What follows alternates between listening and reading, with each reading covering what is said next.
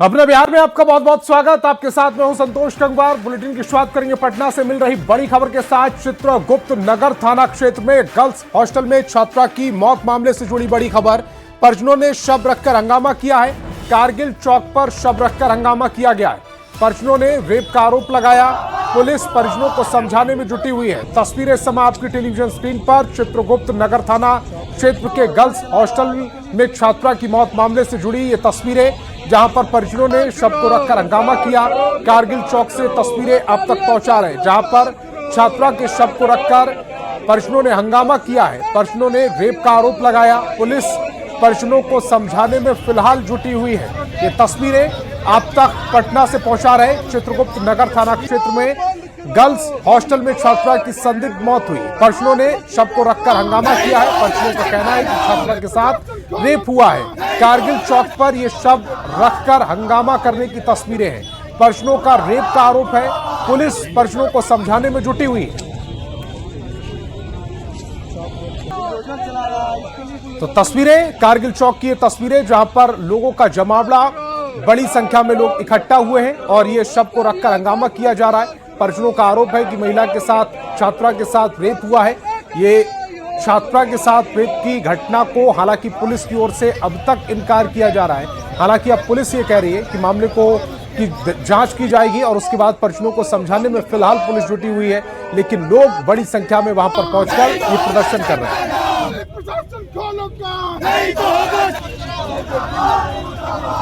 नगर थाना में एक लड़की की मौत की घटना हुई थी, जिसके संबंध में कांड दर्ज हुआ है चित्रगुप्त नगर थाना में। और आज पोस्टमार्टम के बाद उनके परिजनों द्वारा जो है सबको लाके यहाँ रखा गया। उनका केस के संबंध में कुछ डिमांड है कि वो कार्रवाई चाहते हैं या वो संतुष्ट नहीं है, बता रहे हैं। हम लोग इसलिए आए, उनके जो भी गिरवांश है उनको लेकर और बड़ी पदाधिकारी और संबंधित जगह पहुँचाएंगे ताकि उन पर कार्रवाई हो।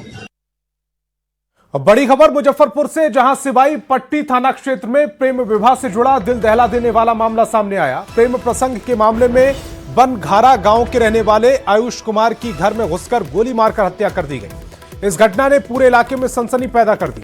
आयुष कुमार ने करीब 1.5 साल पहले अपने ही गांव की रहने वाली तन्नू कुमारी से प्यार होने के बाद शादी रचा ली थी। इस प्रेम विवाह से तन्नू के परिजन जो थे वो नाराज थे। मृतक आयुष कुमार की पत्नी तन्नू कुमारी ने आरोप लगाया कि आयुष की हत्या उनके मायके वालों ने की है। प्रेम विवाह के कारण उनके घर वाले नाराज चल रहे थे। ग्रामीण एसपी ने बताया कि मामले की हर पहलू से जांच की जा रही है। आयुष कुमार का पुराना आपराधिक रिकॉर्ड भी रहा है, इसीलिए पुलिस सभी संभावित एंगल्स पर काम कर रही है। मामले में अभी तक किसी की गिरफ्तारी नहीं हुई। प्रेम विवाह के कारण हुआ है? हाँ। कौन है इसमें? मम्मी पापा मामा लोग।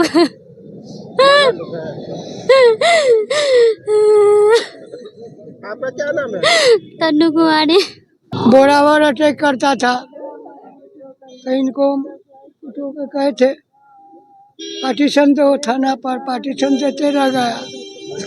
अब अंत में रात 12 बजे में आके गोली मार दिया। और पटना सिटी से बड़ी खबर है। आपसी विवाद में 2 गुटों में चाकूबाजी हो गई। चाकूबाजी की घटना में एक युवक की मौत हो गई। घटना के बाद अपराधी मौके से फरार हो गए। अन्य घायलों का अस्पताल में इलाज फिलहाल जारी है। हीरानंद शाह गली इलाके की ये पूरी घटना। मृतक के परिजनों का अस्पताल में हंगामा देखने को मिला। अपराधियों की गिरफ्तारी के लिए छापेमारी फिलहाल पुलिस की ओर से की जा रही है। पटना से ये बड़ी खबर है। आपसी विवाद में 2 गुटों में चाकूबाजी हुई। चाकूबाजी की घटना में एक युवक की मौत हो गई। घटना के बाद अपराधी मौके से फरार हो गए। अन्य घायलों का अस्पताल में इलाज जारी है। हीरानंद शाह गली इलाके में इस घटना को अंजाम दिया गया। मृतक के परिजनों का अस्पताल में हंगामा भी देखने को मिला। अपराधियों की गिरफ्तारी के लिए छापेमारी फिलहाल जारी है। तो हम लोग गए अपना कि समझाऊं जाके अपना मैनेजमेंट हो जाएगा। हम लोग गए, अचानक से हम लोग पे चाकू से हमला कर दिया। वो लोग कितना संख्या था? वो लोग था 4-5-6 गो, 7-8 गो, वही 5-6 गो। पहले किस पर हमला किया? पहले मृत्यु जो है ना अभी जो डेट कर गया, टूक मारा मेरा भाई उस पे, उसके बाद हम पे, उसके बाद अंकित पे। भगत सिंह के चौक के पास 2 पक्ष में झगड़ा हुआ है, जिसमें 3 आदमी घायल हुआ था। एक का इलाज के क्रम में मौत हो गया है, 2 आदमी का इलाज चल रहा है। किस तरह से घटना हुआ है? चाकू मारा गया है, गोली मारा गई, क्या चाकूबाजी हुआ है। और जमुई से बड़ी खबर मिल रही है। बाइक सवार शख्स की हत्या कर दी गई। अपराधियों ने गोली मारकर हत्याकांड को अंजाम दिया। घात लगाए अपराधियों ने ताबड़तोड़ गोलियां बरसाई हैं। मृतक का नाम अशोक यादव है। अपराधियों ने 6 गोली मारी। कोर्ट से घर लौट रहा था शख्स। गांव में एक परिवार से जमीन का झगड़ा है। अशोक यादव के बेटे की भी हत्या हुई थी। साल 2022 में हत्याकांड को अंजाम दिया गया और अब खबर आ रही है बाइक सवार शख्स अशोक यादव की हत्या कर दी गई। अपराधियों ने ताबड़तोड़ गोलियां बरसाई। घात लगाकर इस गोलीकांड को अंजाम दिया गया है। अपराधियों ने 6 गोलियां अशोक यादव को मारी हैं। कोर्ट से वो घर लौट रहा था। इसी दौरान इस हत्याकांड को अंजाम दिया गया। गांव में एक परिवार से जमीन का झगड़ा है और इसी झगड़े में अशोक यादव के बेटे की भी हत्या हुई थी। साल 2022 में अशोक के बेटे की भी हत्या की गई थी। घटना मेरे पिताजी सुबह गए थे कोर्ट, लौट रहे थे, उसके कारण उसकी उसी टाइम घटना हुआ था। क्या वजह मानने हैं, क्या है कहानी, कुछ है उसकी? दुश्मनी है। किनसे? कामेश्वर पासवान। क्या हुआ था? खेत का लड़ा है। 2022 में मेरा भैया को भी गोली मारा था, तो इलाज के दौरान मेरा भैया डेथ कर गए। जो एक व्यक्ति हैं अशोक यादव, पिता मिश्री यादव, गांव है गौहर नगर, थाना लछुआर। इनकी एक अज्ञात लोगों के द्वारा हत्या कर दी गई है और पुलिस को इनके बेटे से प्रारंभिक पूछताछ में कुछ शुरुआती क्लू मिले हैं। खबर भोजपुर से, जहां साइबर थाना पुलिस ने आरा में ऑनलाइन गेमिंग के माध्यम से साइबर फ्रॉड करने वाले गिरोह का भंडाफोड़ किया। पुलिस ने 2 संदिग्धों को गिरफ्तार किया। उनके घर से 9 मोबाइल, 2 लैपटॉप और 3 बैंक पासबुक बरामद की हैं। पूछताछ में आरोपियों ने स्वीकार किया है कि अवैध रूप से गेम खेलवाकर लोगों से पैसा वसूलते और जीत के नाम पर 4 से 5 लाख रुपए ऑनलाइन भेजते थे।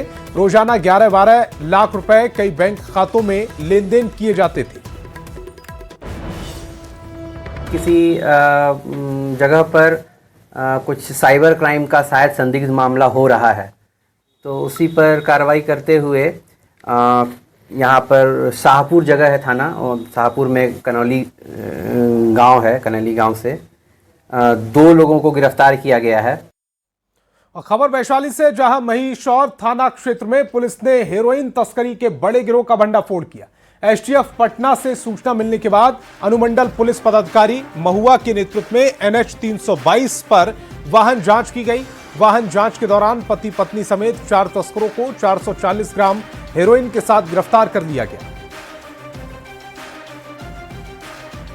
हर गाड़ी को रोका गया था थानाध्यक्ष महिषौर के द्वारा, और जांच करने पे उसमें 10 डब्बा मादक पदार्थ जैसा निकला है। ठीक है, एक पूरा का वजन करने पे 440 ग्राम है। कौन लोग संलिप्त थे, कौन कौन व्यक्ति? इसमें 4 लोगों को पकड़ा गया है। इसमें से पूछताछ करने के क्रम इन लोगों ने बताया है कि ये लोग ये सामान सिलचर से खरीद के ला रहे थे। और छपरा से बड़ी खबर है, जहां मशरक थाना क्षेत्र में राम जानकी ठाकुरबाड़ी से चोरी की अष्टधातु की मूर्तियों को पुलिस ने बरामद कर लिया है। बीते 5 जनवरी को चोरों ने मंदिर के गर्भगृह का ताला काटकर भगवान राम, मां जानकी और भगवान लक्ष्मण की मूर्तियां चोरी कर ली थी।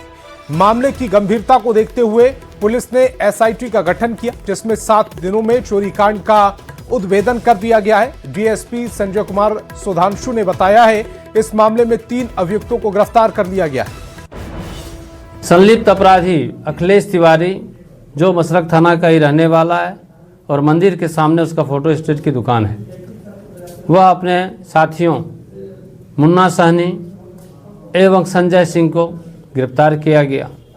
तीनों की गिरफ्तारी के बाद निशानदेही पर मंदिर से चुराई गई 3 अष्टधातु की मूर्ति को मुजफ्फरपुर जिला के देवरिया थाना अंतर्गत धरफड़ी गांव में इनके साथी सोनू सहनी के घर से 2 मूर्ति, राम और लक्ष्मण की मूर्ति तथा उनका साथी राजन सहनी जो धरफड़ी गांव का ही है, उनके यहाँ से सीता मैया की मूर्ति को बरामद किया गया। वैशाली से बड़ी खबर है, अवैध नर्सिंग होम सील कर दिया गया। टीम ने ताबड़तोड़ छापेमारी की। सड़क पर 2 नवजात के शव मिले। डीएम के आदेश पर बनी थी टीम। निजी अस्पताल और अल्ट्रासाउंड सेंटर की जांच की गई। जांच दल ने नर्सिंग होम को सील कर दिया। तो वैशाली से बड़ी खबर है, अवैध नर्सिंग होम सील किए गए हैं। टीम ने ताबड़तोड़ छापेमारी की गई। सड़क पर 2 नवजात का शव मिला। डीएम के आदेश पर यह टीम बनी थी। निजी अस्पताल और अल्ट्रासाउंड सेंटर की जांच की गई। जांच दल ने नर्सिंग होम को सील कर दिया।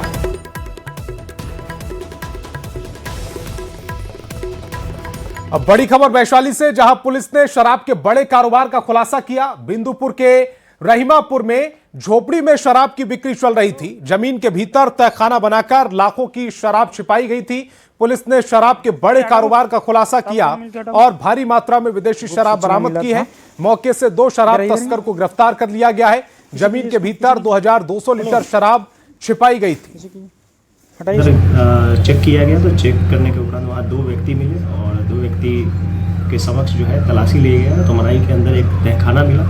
उस तहखाना से लगभग 2181 लीटर विदेशी शराब बरामद हुआ है और जो 2 व्यक्ति वहाँ मिले थे जो कि शराब माफिया है, लक्ष्मी राय और चंदन कुमार, जो दोनों बिंदुपुर थाना अंतर्गत लिटियाही के रहने वाले हैं, इन दोनों को गिरफ्तार किया गया।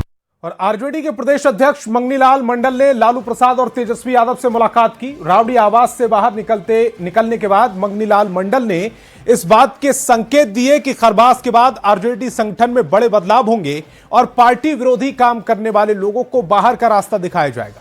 उन्होंने यह भी बताया है कि आरजेडी की तरफ से इस बार मकर संक्रांति का भोज नहीं होगा। खरमास के बाद संगठन में बदलाव की संभावना है? ये भी अभी नहीं कह सकते हैं, लेकिन खरमास तक कुछ नहीं।